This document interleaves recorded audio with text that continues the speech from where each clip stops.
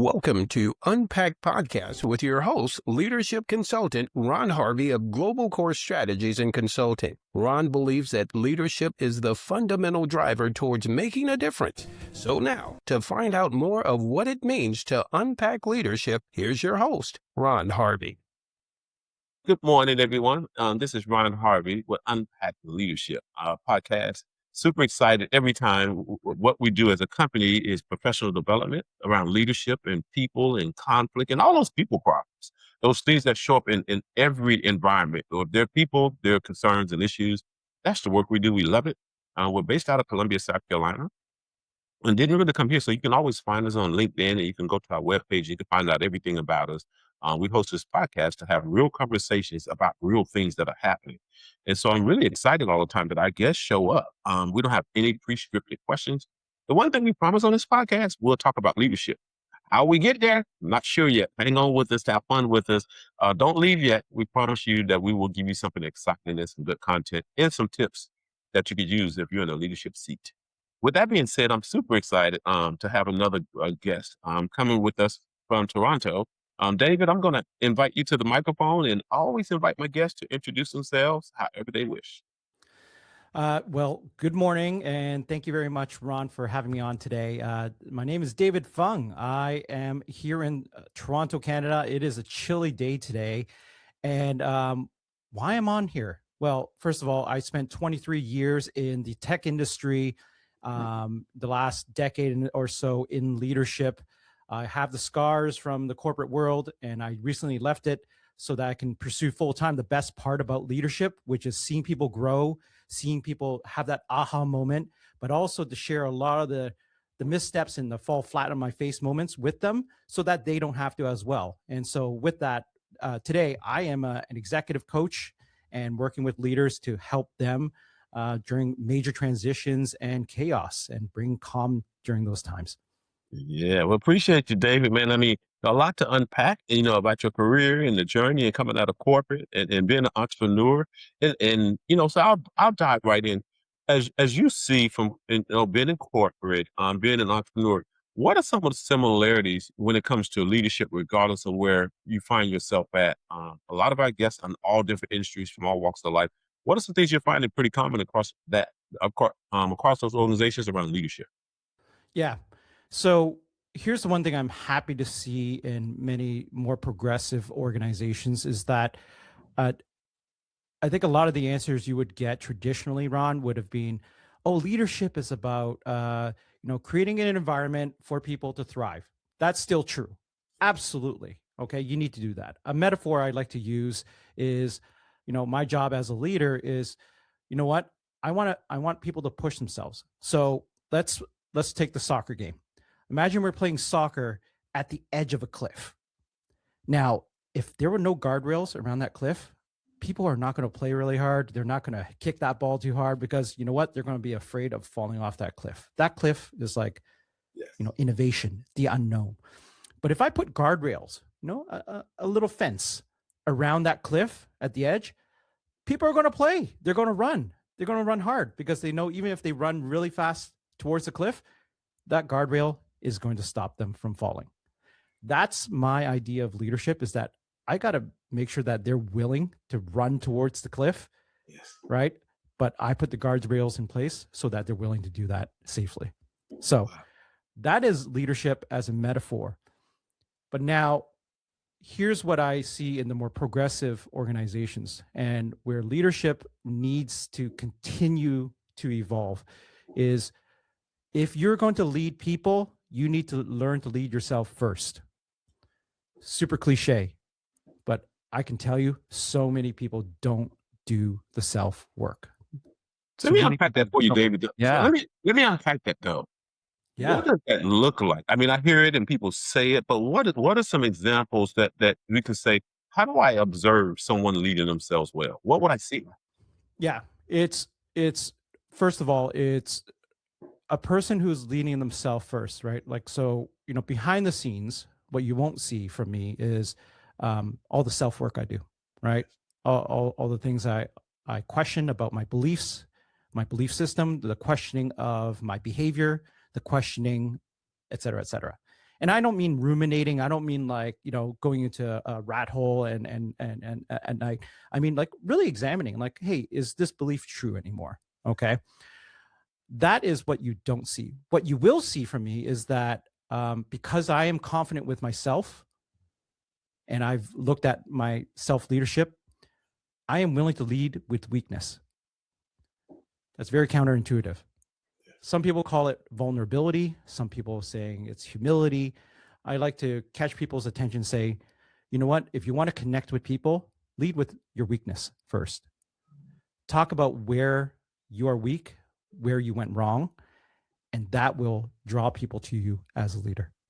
So as a dose of like self-leadership and what that means, and I can tell like just in our few conversations, Ron, I'm going to go out on a limb and say, you probably done a lot of self-leadership, introspection over the years, right? To get to where you are now. Right. Cause you seem like, you at least seem like to me, like a person's willing to like, just put it out there. Yes. It's all good. I'm confident in myself. I'm confident in, we talked about competition. It's like, it's all good. Yes. There is no competition. It's collaboration. It's partnership, right? Yes. That's confidence and someone who's done that work. And I can see that. Yeah, I will tell you, David, one of the things I practice all the time is I go first. I tell people, like you said, that guardrail, I'm going to be the one that play hard if you put the guardrails up. I'm going to kick the ball. I'm going to run fast. I'm going to make mistakes and say, hey, I tried that. It didn't work. But you may want to try it, but pay attention to these pitfalls. And I think for me, the important part of what you're saying in leading first is I think leaders eat last, but they model first. Does our audio match our videos? It's a phrase I would use. I've written a book and I tell people, does your audio match your video? We were talking in the green room about where your lips are moving, like we were getting ready and making sure the recording's working right here. And my lips were not catching up with the sound yet. How do you look like that in your organization? You're saying this, but you're doing this, and they do not align. Yeah. Mm-hmm. And I think we're in our society. Let me unpack something else as you talk about leading yourself well. Trust is at an all-time low across our society in general. What role do we play as leaders to help recover from that?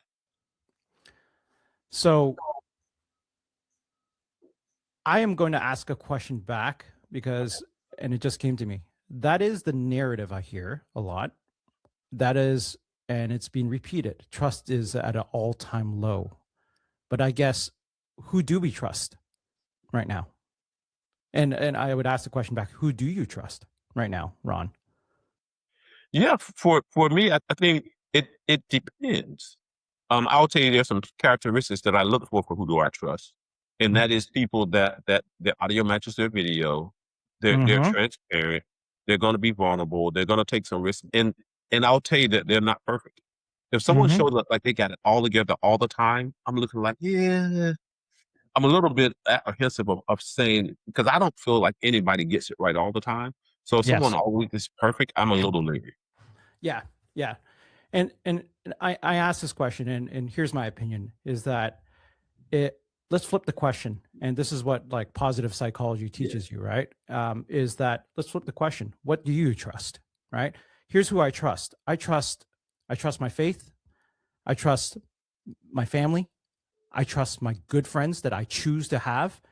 And I trust in the work I do right now. Those are the things I trust. Now, I think what a lot of people might be saying when they say trust in society, I think they might be talking about the political climate that is prevalent, right? Honestly, if you put your trust in government, in a political figure and treat them like a deity, and I don't mean just now, I mean ever, you're a fool, in my opinion. These individuals are there short term, even if they have the best of intentions, and I'm sure many of them do. They don't have enough time to make the impact that they would want to. So my question back to people who say, who are focused on the externals that are not in their control of trust. Well, what do you mean? Well, trust of this side and that side and the government. I'm like, well, should you ever trust that in the first place? That is probably the flakiest thing to trust ever, right? It's like trusting a 30-year-old car that has like 300,000 miles on it. I wouldn't trust that either. Okay. But the things I do trust, it really comes back. The faith I have, the family members I have, the friends I choose to have, and as well as the work that I do in service. Those are the things I like to trust. Yeah, and thank you for sharing that. Let's dig a little for people that are listening to us, that they have those things that they trust, and we bring it to corporate America, or we bring it to work, or you bring it to projects. Like we're brought on as partners in organizations, if you will. How do we, when you're working and we're brought in external and we become an embedded partner, how do we get to the place of there are people in the workforces that don't trust their boss, that don't trust their coworker. There's some people that don't even trust some of their family members because of life happens, or they don't trust the institution of religion or faith, whatever people practice. So not pushing either. But what do you tell those people that are struggling with trusting some things that we normally may trust or may not trust? How do you help them navigate that space? Not even government. Let's pull politics out. Just in general. Yeah. I think when you think about you got to think about when trust was broken. Yes. Right. And let's just, take a simple example between you and your boss. Yes. Right. I am very sure most people who are listening here, their boss is probably a family person, family man, family woman, a couple kids, paying a mortgage, trying to get things done, probably had a crappy day, didn't receive the training that they needed to become a good leader. And then it's you as a subordinate. Okay. You have a family, you got mortgage, you're looking for a new house. Your dog just crapped all over your kitchen in the morning. Those are all elements ready to break trust between two people. Right. And so what happens when these two people see each other in the office in the morning is, boss has some sensitive news to communicate, and they communicate it in a way that breaks trust, such as they just say, "Hey, Ron, we're going to have to put more work on your plate, and take it or leave it, move on," because it's expedient. So that's when trust is broken, right? That's when connection is broken. So that's where I would start, is when was trust broken, right? Where are the points when trust were broken? And let's work backwards from there. I am very sure that neither individual, neither party intended to break trust, right? But certainly that was the impact.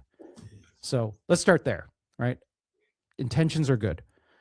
And then you move from there, right, Ron, is understanding, okay, you understand where trust was broken, okay? Now, understanding as a team, how are you going to move forward as a team so that you have these norms, these agreements, so that you can move together as one unit, one partnership, one collaborative unit, right? How do you want me to communicate with you, Ron? What are we going to agree to moving forward? Do you want me to be blunt? Do you want me to, what is the best way to communicate with you? And that is something that many teams in corporate America, corporate Canada, corporate anywhere, right? They lack that team dynamic. Is how will we work together? I bet you many teams don't even discuss that. They talk about how I want to work. This is how I am in a boss, but how will we work together? That is a discussion that needs to be on the table. So. Yeah, I love that you're unpacking that. What came to mind is you're talking through that and how we'll work together. We have a daughter that's in college, and she's moving into her second year and looking at getting an apartment with 3 other friends. Yep. And it was just, she's excited, she's fun. Let's go do this. And I say, okay, baby, slow down for a second. I started asking questions of how we're gonna live together. Who's gonna be responsible for this, and what's this, and someone who's out, and like she's like, Dad, I didn't think. I said, well, if you want to keep your friends, you better ask these questions. Yeah. Because if you don't ask these real world question, issues will come up that you never ever talked about. And then your relationship is broken simply because you didn't talk about it. And so you can't manage expectations because you never talked about it. So would you say that a part of getting through this, as far as how we're going to work together, is managing expectations up front, so that way when it shows up, you can do it in a healthy way? Yeah. And this is not limited. So here's where I find that some of the most effective leaders I've had the privilege of managing as well as working for Yes. is you see a lot of the things that make them effective in the workplace, like, how will we work together? What's the best way? They're also great partners in their personal lives. And what I realized, like I was talking to this one VP on my podcast recently. She says, like, she literally has a weekly, because her and her husband are so darn busy in their corporate lives, they actually have a standing agreement to meet weekly to talk about the state of, state of the kids, state of the finances, and the state of how they're working with each other, right? That's their agreement. Now, it doesn't have to work for everyone, right? But that communication about what is the state of the union, right? And of our union, they bring that to the workplace. And I love working with these people, right? I love working with these people because they're so open in how they communicate, and hence I can be open in how I communicate. But it starts with none of this fluffy stuff and like, be open and everything. You got to put it on the table, right? And you got to agree from the beginning. And so, especially for folks who are newly promoted to a new role, taking over a new business unit, that is one of the first conversations you need to have. Not about the numbers, not about the quota, not about like, who's doing what, where's the silos, blah, blah, blah. It's, let's talk about how we will work together as a team, right? That is probably the number one thing that sets you up for success moving forward. How did you, Dr. David, how did you, think about your younger days in corporate America when metrics mattered and results mattered and, productivity mattered? How did you navigate effectively for the leader that's in that position where you still got to get stuff done, but how did you create time to ask the questions about the person and build a relationship and see them as a human when there's pressure on you to meet the deadlines or get the results? How did you balance that? Yeah. I mean, I don't have to be younger, like literally like, 6 months ago, younger. I don't need to be younger. 6 months ago, Ron, I had to deal with this. But in all seriousness, the last company I worked with was, large tech company, Fortune 500 in the Bay Area. By the way, I learned a lot. The company was Salesforce, right? Yeah. And I'm blessed to have worked for Salesforce, right? No company's perfect, but good God, even on its worst day, it was still better than any other company I've worked for in my career. And you want a metrics-driven company that brings business rigor? Good God, they know how to run a business. They know, I've met many people, Ron, who've joined that company and said, oh yeah, I've worked really hard at, IBM, Oracle, and all that stuff. When they join this company, they're like, oh my God, I have not worked harder in my life. Yes. And when I'm trying to communicate that, it is a very metrics-driven organization. It's good. Demands are weekly, if not daily, right? And so how did I manage that? It was a lot of chaos, in good and bad. That's what happens in a growing company. That clarity, right, of expectations, right, communicated. I was just talking to coaching a leader right before this, was that clarity and expectations. So for instance, I'll give you an example. Beginning of last year, there were some new expectations on metrics, and we needed more rigor, right? That's one of the taxes you pay as a leader, right? Yes. And it is what it is. And I communicate, I worked with my team of leaders, and worked with them. Okay, can we agree? This is how the cadence, the operating rhythm we're going to work with, right? Do we agree with it? They agreed to do a weekly cadence. They didn't like it. I didn't like it. I made sure that this is leading with weakness. I go, folks, I hate this too, but this is what I foresee. If we get this operating cadence right, we could probably knock this off in like 10 minutes, not half an hour, right? And in fact, we probably don't need this call, moving forward if we get this right, but we need the habit right now. They agreed to it, and they started doing it on a weekly basis, with all these metrics, the corporate tax that we had to pay. Now, fast forward, there were some individuals who resisted, for whatever reason. Let's just say we had some, first of all, nice conversations. Like, hey, I notice this wasn't done like we've agreed as a team, right? What's wrong? Blah, blah, blah, blah, some excuse. Then you move on, and then you escalate, that coaching, right? Eventually it came to a point where it's, hey, look, we've talked about this 2 times already, right? This is unacceptable. If I have to talk about it a 3rd time, our conversation is going to be very different. Right? What do you mean? It's like, it's going to be very different. It's going to be talking about your performance in this job, right? And so, so it's clarity as well, right? Clarity, accountability, but we started by agreeing as a team. Yes. Well, thank you for sharing. Let's unpack. I mean, because how did you help leaders that almost the language that I use around it is conflict adverse. They want to make sure everybody's always happy. Mm-hmm. Is that reality where everybody's always happy and there won't be conflict? And how do you help leaders navigate that just don't want to do it? They're uncomfortable going to address real issues. Some people struggle with it. Yeah. I'm not I was going to give you a fluffy answer, but let me tell you the reality answer. Let me unpack that real answer. Yes. Reality answer is that when the resistance is higher than the need to change, right? The resistance to change is higher than the need to change. These individuals need to fall flat on their face in order to make that change.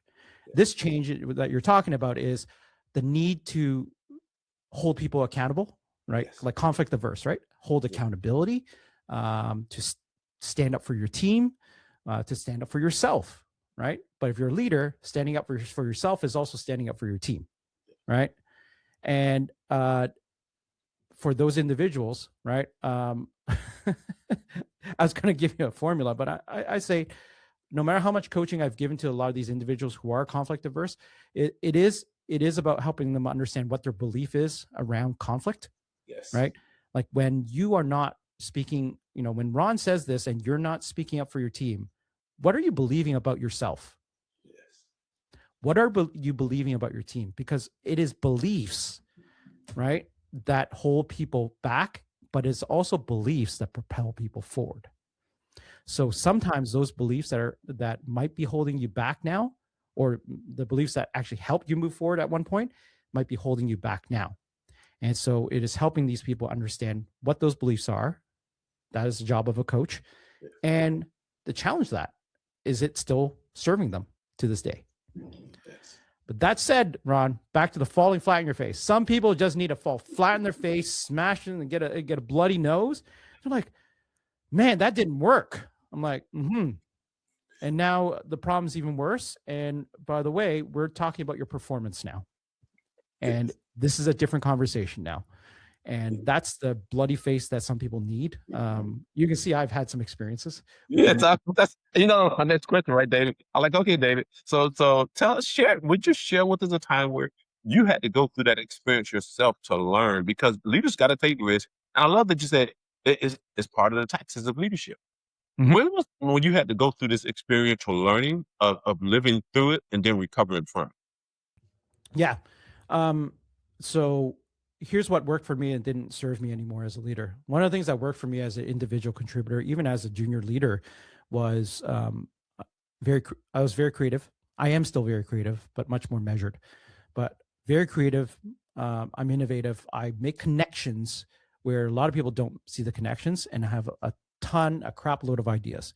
Thomas Edison would be very proud of me, okay, if he was still alive. Okay, I would probably invent the next light bulb for outer space with him. That does not serve your team when you have a new freaking idea every week. Just think about that.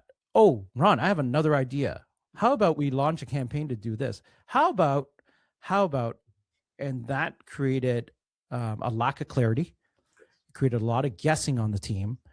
And, it's not, and it created, dare I say, even a little bit of toxicity, because it was, where's his boss? Is the boss changing his mind again? And that guessing on top of the workload is what burns people out. And I so love they that. were, I love that you're saying that too. So for those you know listening, that's coming up every day. How about this? How about this? Every day coming in causes some tension within your team is what I'm hearing.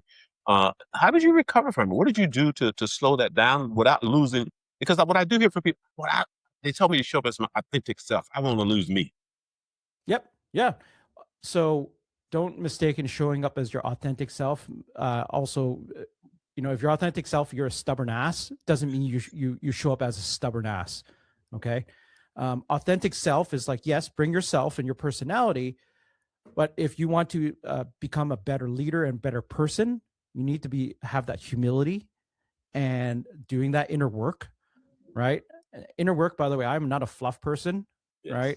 I do believe in meditation. I do believe in prayer, but I do not believe in, fluffy stuff. But you need to do that inner work and question your beliefs, right? And so, but just back to that, like you need to bring your authentic self, but you got to be willing to learn. And if the willingness to learn and willingness to change is not part of your authentic self, right? First of all, you need to quit as a leader today. Yeah. That's my opinion. Quit as a leader if that's not part of your authentic self, right? You need to learn and you need to be open to learning.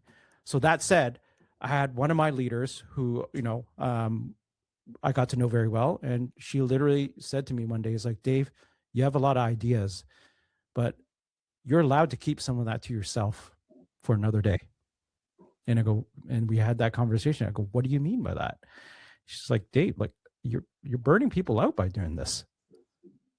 You're burning people out." I go, what do you mean? I thought these are great ideas. Like, they are, and it's too much. Yes. And we had that, that honest conversation, and I reflected on it. And here's where I led with weakness. I thought about it. And then I brought it back to the team. I did say to them, like, "Hey, I didn't realize this behavior of like coming up with ideas was doing this to you guys, was burning you out. And I'm sorry. Right. But it's been brought to my attention. Can we agree?"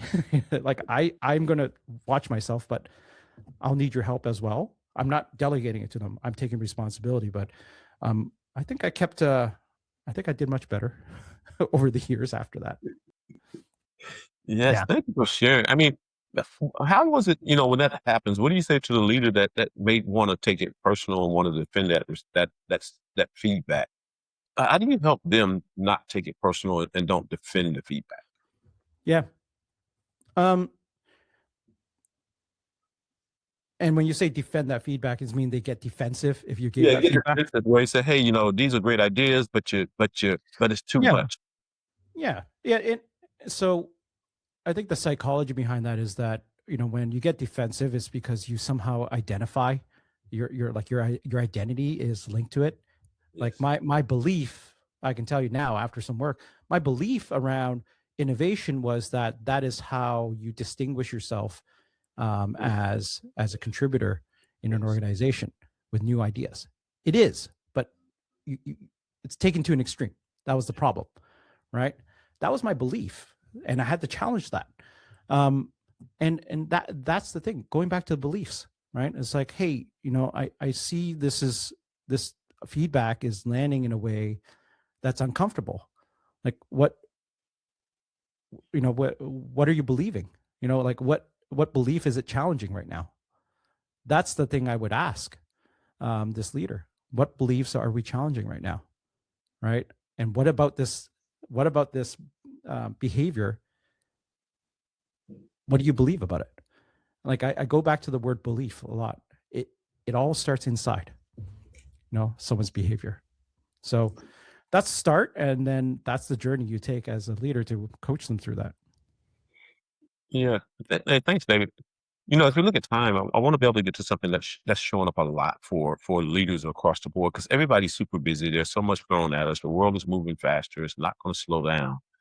What have you put into practice to ensure that you're doing well with self-care? What's working? There's four pillars. There's four pillars I focus on, and I think I alluded to that. What do I trust?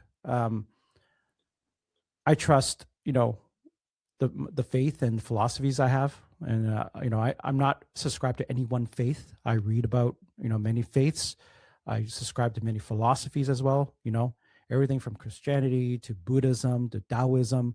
I read. I'm well read, and that is how I formed a lot of my faith around humanity and how to be as a human, right? Because I'm not the first human on this earth, right? That's one thing.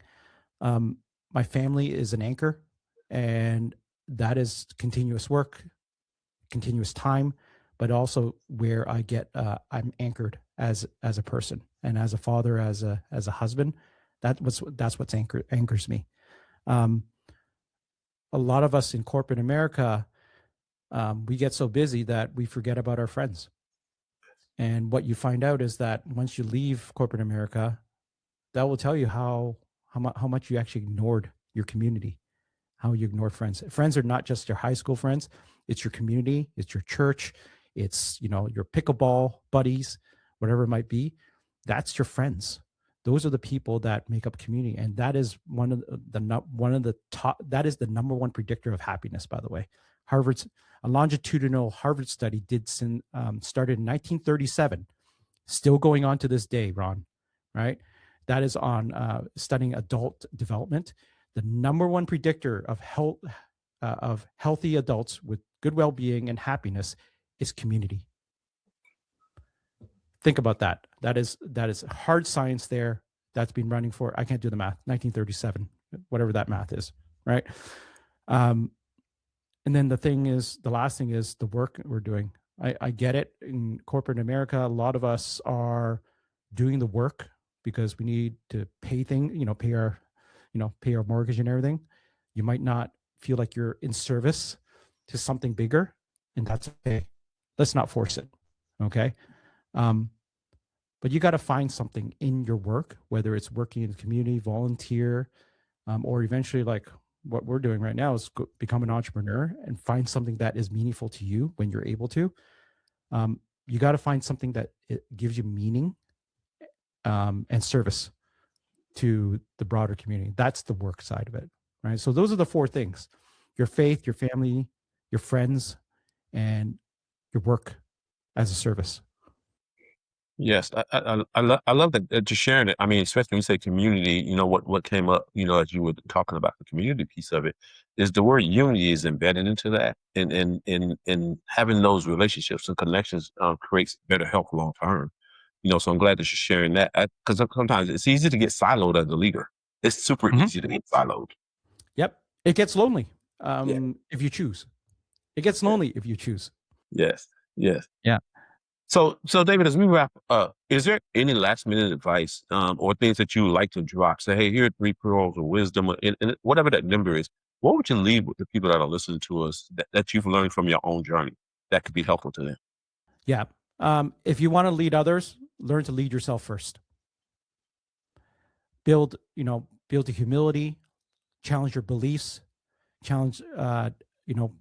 enact your discipline to challenge your beliefs, right? You need to start there if you want to be a great leader. Yes.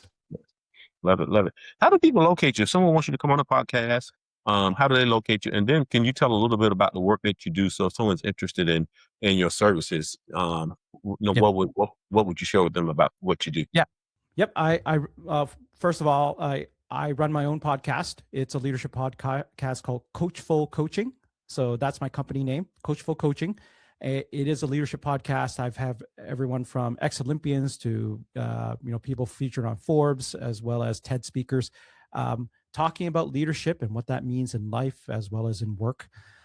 My work right now, as I've spent 23 years as an operator in corporate America, leading large teams, and now I'm taking a lot of that and helping organizations and their leaders in unpacking in many of the, just like your podcast name, but unpacking when there is especially chaos and transitions happening in their world.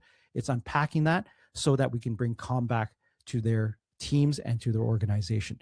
So I do that by doing one-on-one executive coaching. So I do that right now, as well as team coaching with these individuals, with these teams as well. Yes. What's the best way to find you? LinkedIn, hopefully it'll be in your show notes. You can find me on LinkedIn, David Fung. You'll see me there, as well as coachfulcoaching.com.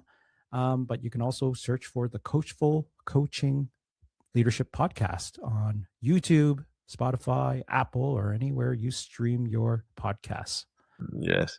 Thank you, David. I mean, for unpacking so much and having conversations, with our audience that's real. And I love that you said, "Hey, I was going to give you a fluffy answer, but let me just be transparent. Here's what I did." And for those of you with us that followed us and spent some time with David and I, just want to thank you. Continue to share the link. Continue to join us. We release a different episode every single week to share things behind the scenes, fully transparent in the green room. So follow us, Ron Harvey. You can find us at Global Course Strategies and Consulting. You can find us on anything that you can find a podcast on. You'll find us there as well. We host a major leadership conference every year for professional development.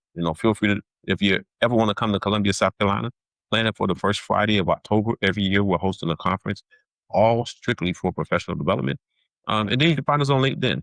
And if you know someone or you're interested in being on a podcast, just go to our webpage. You'll see an opportunity to see what we're doing. You'll see some of all the episodes on our webpage as well.